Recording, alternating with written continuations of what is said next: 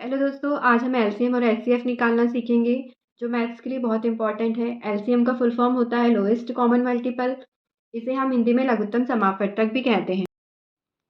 हमारे पास संख्या है 8, 9 और 25 का। हमें एलसीएम निकालना है, तो एलसीएम निकालने के लिए हम पहले संख्या को ऐसे लिख के हम ऐसे लाइन खींच लेते हैं। हमारे पास संख्या है 8, 9, 25।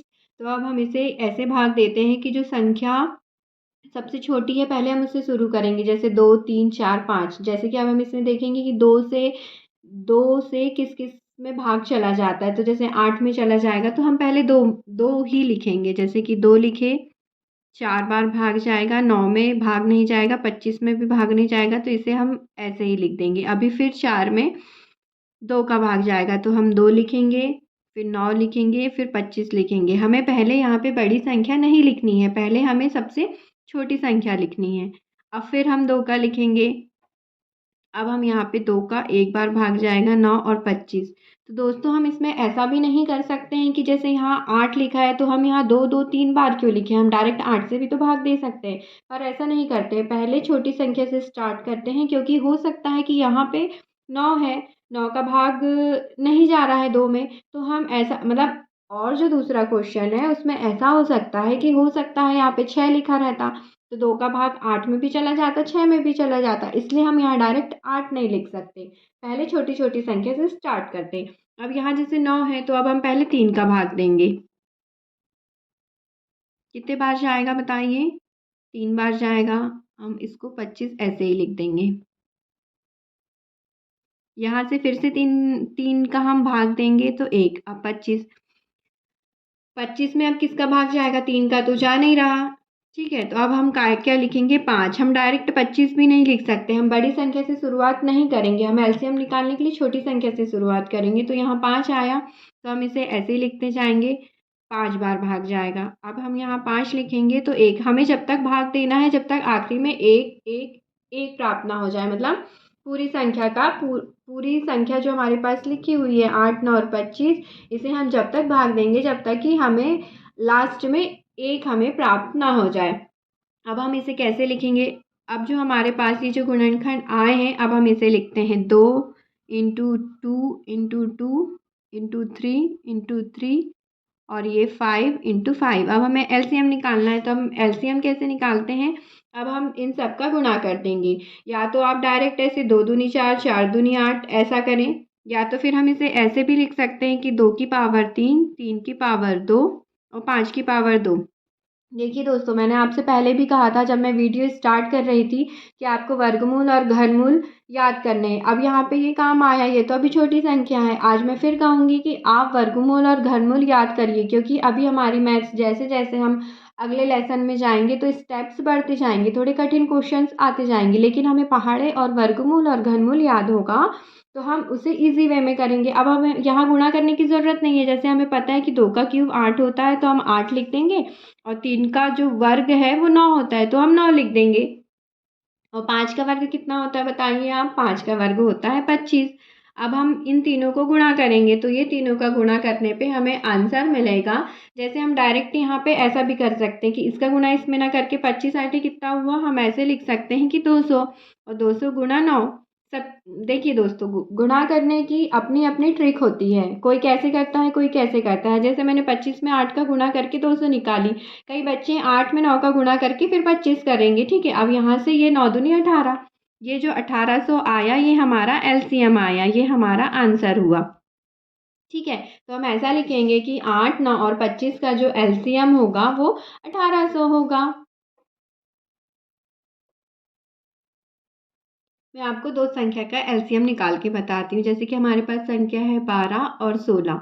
अब हम इसमें कैसे डिवाइड करेंगे आप बताइए? जैसे कि अब हम पहले छोटी संख्या हम 2 से ही स्टार्ट करते हैं, जैसे 2 लिखे तो 2 में कितने बार भाग जाएगा? 6 बार। ठीक है, अब हम इसमें 16 का भाग देंगे तो कैसे जाएगा? मतलब 16 में भाग देंगे 2 का तो कैसे जाएगा? 8 बार जाएगा। आप इसे ऐसे भी कर सकते हैं कि 2 छीं 12 या 6 दूनी 12 आया, आप इसे ऐसे इंटू करके चेक कर सकते हैं। अब यहाँ 2 बार 2 का फिर से देंगे तो 2 तिया 6, 2 चौक 8। अब हम फिर से 2 का देंगे क्योंकि यहाँ तो 3 का चल जाएगा पर 4 बचा है। अब हम यहाँ लिखेंगे 3 और यहाँ लिखेंगे 2। अब यहाँ फिर से 2 का जाएगा, या 3 को हम ऐसे ही लिखेंगे, ठीक है, सॉरी।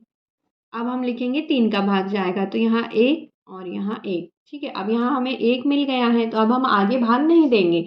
अब हम इसे कैसे लिखेंगे कि 12 और 6 का एलसीएम कैसे होगा, तो 2 गुणा 2 गुणा 2 गुणा 2 इंटू 3, ठीक है। तो अब इसे ऐसे कर सकते हैं कि 2 दूनी 4, 4 दूनी 8, 8 दूनी 16, 16, 16 दूनी 32, 16 तिया 48। यहाँ पे इसका आंसर आएगा 48, कि हमारे पास 12 और 16 का एचसीएफ कितना आया, तो 48 या 48, ये हमारा आंसर हुआ। अब हम एचसीएफ निकालते हैं। एचसीएफ का फुल फॉर्म होता है हाईएस्ट कॉमन फैक्टर, मतलब इसे इंग्लिश में हाईएस्ट कॉमन फैक्टर भी कहते हैं, और इसे हम हिंदी में महत्तम समापवर्तक कहते हैं। तो हमारे पास दो संख्या दी हुई है, जैसे कि हमारे पास एक संख्या है 6 और 20, ये दोनों का हमें एचसीएफ निकालना है। तो अब हम दोनों में से बड़ी संख्या देखेंगे कौन सी है, तो बड़ी संख्या को हम ऐसे लाइन खींचेंगे और इसमें हम बड़ी संख्या को लिखेंगे अंदर और छोटी संख्या को लिखेंगे बाहर। अब हम इसका 6 का भाग 20 में देंगे तो कितनी बार जाएगा, 6 तिया 18। अब हम इसे घटाते हैं तो हमारे पास बचता है 2, ठीक है। अब हमारे पास शेषफल 2 आया, जब तक शेषफल 0 नहीं आएगा तब तक हम इस प्रोसेस को जारी रखेंगे। तो अब ये जो 6 है हम इसको फिर से भाग देंगे, 6 में 2 का भाग देंगे तो कितनी बार जाएगा, 2 तिया 6, तो हमारे पास शेषफल 0 आ गया। तो जो शेषफल आया, जिस स्थिति में हमारा शेषफल आया उस समय जो हमारा भाजक है वही हमारा एचसीएफ होगा। तो हमारा भाजक क्या है, 2, ठीक है, 2 हमारा भाजक है। अब हम लिखते हैं कि 6 और 20 का जो एचसीएफ है वो क्या होगा, 2 होगा, ठीक है। ये हमारा क्वेश्चन था, या हमने एग्जाम्पल के थ्रू आपको समझाया, ठीक है। अब मैं आपको एक संख्या और बताती हूँ, जैसे कि हमारे पास एक संख्या लिखी हुई है 30 और 42। तो अब आप मुझे बताइए कि दोनों में से बड़ी संख्या कौन सी है। जो बड़ी संख्या हुई है हमें उसे ऐसे अंदर लिखना है। अब हमने ऐसा डिवाइड का चिन्ह बनाए। अब हम छोटी संख्या बाहर लिखेंगे। अब हम 30 का भाग 42 में देंगे तो एक ही बार जाएगा, 2 बार जाएगा तो 60 हो जाएगा, और 60 जो है वो 42 से बड़ा हो जाएगा। जो 30 है हम इसमें एक बार भाग देंगे, यहाँ 30 लिखेंगे। अब हम इसे घटाएंगे, हमें डिवाइड की प्रोसेस करना है, यानी भाग की प्रोसेस करना है। अब कितना बचा, यहाँ पे 2 को 0 से घटाएंगे तो 2 ही आएगा, और यहाँ 1 आया, ठीक है। अभी 0 नहीं आया है, अब हमें ये प्रोसेस जारी रखना है, ठीक है। अब यहाँ पे 30, जो यहाँ पे जो भाजक है हम इसको यहाँ पे लिख देंगे 30, ठीक है। अब कितनी बार जाएगा, 12, 12 दूनी 24, 12 तिया 36, है ना, 2 बार जाएगा क्योंकि 36 बड़ा हो जाएगा। देखिए दोस्तों, पहाड़ी याद करना बहुत इंपॉर्टेंट है, नहीं तो आप अभी यहाँ पे मल्टीप्लाई करते जैसे कि 12 गुणा 2, ऐसे फिर 12 गुणा 3 कि कितने बार जाएगा, ऐसे हम इसमें ऐसे डिवाइड करते रहते तो हमारा समय वेस्ट होता है। यदि आपको अपनी मैथ्स को फास्ट करना है तो पहाड़े और वर्गमूल घनमूल आपको याद करने ही होंगे। आइए अब हम हमारे क्वेश्चन में आते हैं। ये हमारे पास लिखा है 12, 12 दूनी 24, 36 लिखेंगे तो वो बड़ा मतलब 30 से बड़ा हो जाएगा। अब 30 में से 24 को हम माइनस करेंगे तो हमारे पास 6 आएगा। जैसे कि हमने एक इधर उधार दिए तो 10 में से 4 गया 6, हमारे पास ये 2 बचा, 2 में से 2 गया 0। अब हम बताइए यहाँ पे कि कौन सी संख्या लिखेंगे। यहाँ हम लिखेंगे, यहाँ हमने 30 को पहले इधर लिखा था, अब हम 12 को इधर लिखेंगे। अब हमने लिखे यहाँ पे 12, ठीक है। अब कैसे भाग देंगे, या इसको इससे भाग देंगे तो 6 दूनी 12, शेषफल आ गया 0, ठीक है।